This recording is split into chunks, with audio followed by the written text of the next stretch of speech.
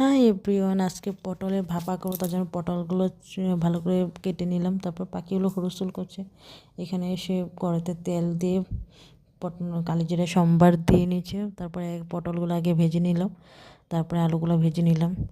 মশলার জন্য আদা রসুন পেঁয়াজ সেগুলো পেস্ট করে একটা টমেটো কুচি দিয়েছি। তারপরে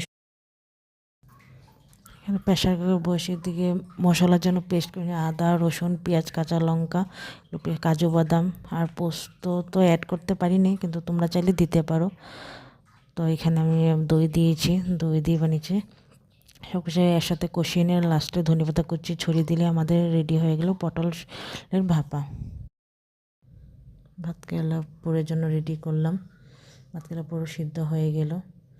এখন পেঁয়াজ রসুন আদা শস্য সব কিছু পেস্ট করে এখন কড়াইতে অল্প তেল দিয়ে কালি জিরে সম্বার দিয়ে পেঁয়াজগুলো ভেজে নিলাম। তারপরে ভাত কেলার গুটিগুলো বের করে নিয়ে ওতে নাড়াচাড়া করে লালচে করে ভেজে নিলাম। এখানে ব্যাটারের জন্য নিয়ে নিলাম হলদি লবণ আর একটু চালের গুঁড়ো দিয়েছি যাতে মুচমুচে হয়।